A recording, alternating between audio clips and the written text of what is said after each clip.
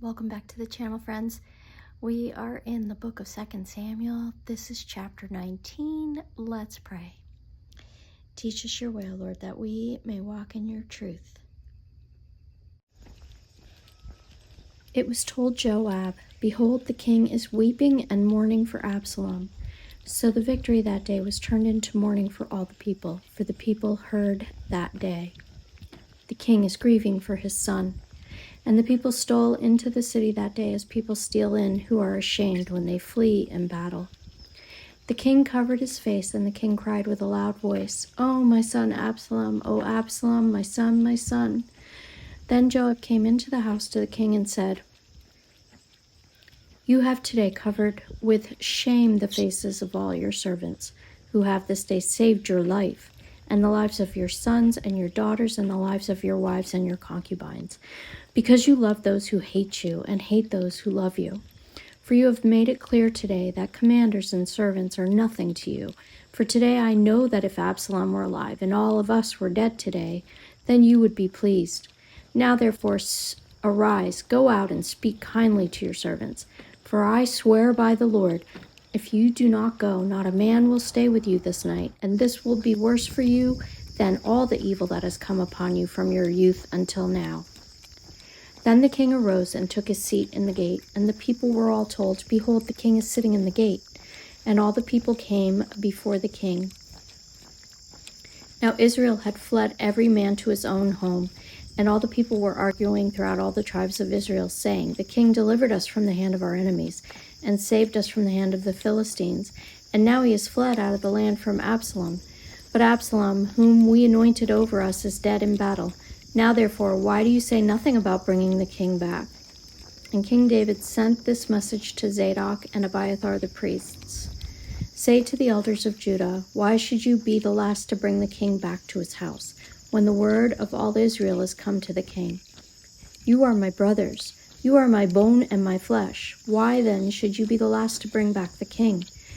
And say to Amasa, are you not my bone and my flesh? God do so to me and more also if you are not commander of my army from now on in place of Joab." And he swayed the heart of all the men of Judah as one man, so that they sent word to the king, "Return, both you and all your servants." So the king came back to the Jordan, and Judah came to Gilgal to meet the king and to bring the king over the Jordan. And Shimei the son of Gera the Benjaminite from Bahurim hurried to come down with the men of Judah to meet King David. And with him were 1,000 men from Benjamin. And Ziba, the servant of the house of Saul, with his 15 sons and his 20 servants, rushed down to the Jordan before the king. And they crossed the ford to bring over the king's household and to do his pleasure.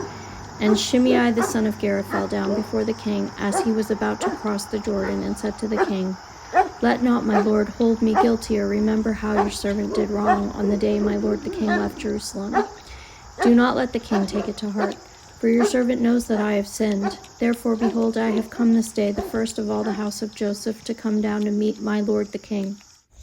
Abishai, the son of Zeruiah, answered, "Shall not Shimei be put to death for this, because he cursed the Lord's anointed?" But David said, "What have I to do with you, you sons of Zeruiah, that you should this day be as an adversary to me? Shall anyone be put to death in Israel this day? For do I not know that I am this day king over Israel?" And the king said to Shimei, "You shall not die." And the king gave him his oath. And Mephibosheth, the son of Saul, came down to meet the king. He had neither taken care of his feet, nor trimmed his beard, nor washed his clothes from the day the king departed until the day he came back in safety.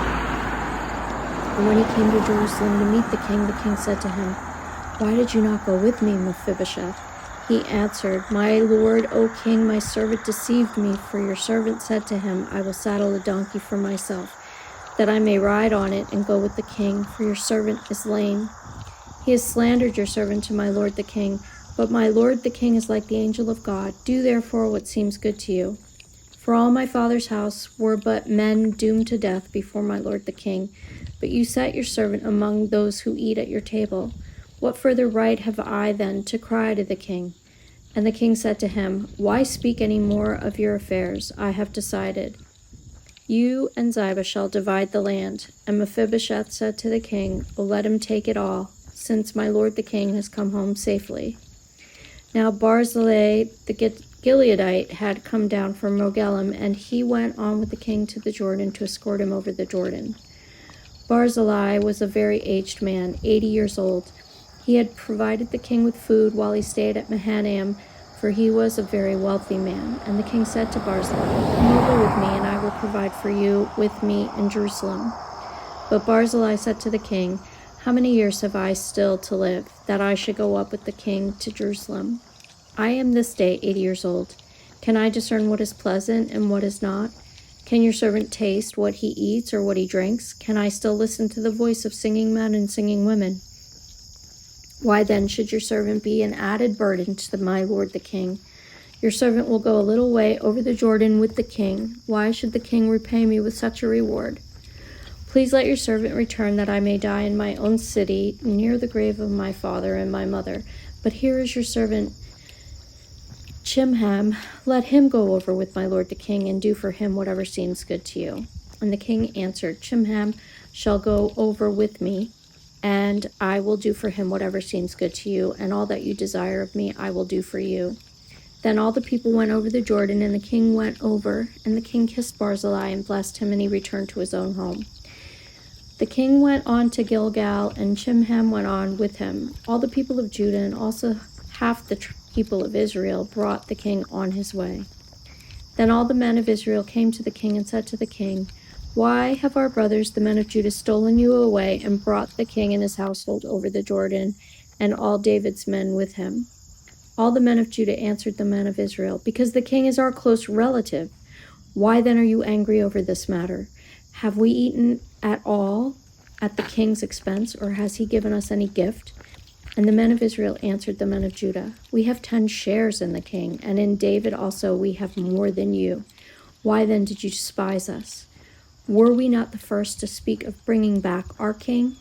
But the words of the men of Judah were fiercer than the words of the men of Israel. May God bless the reading of his word.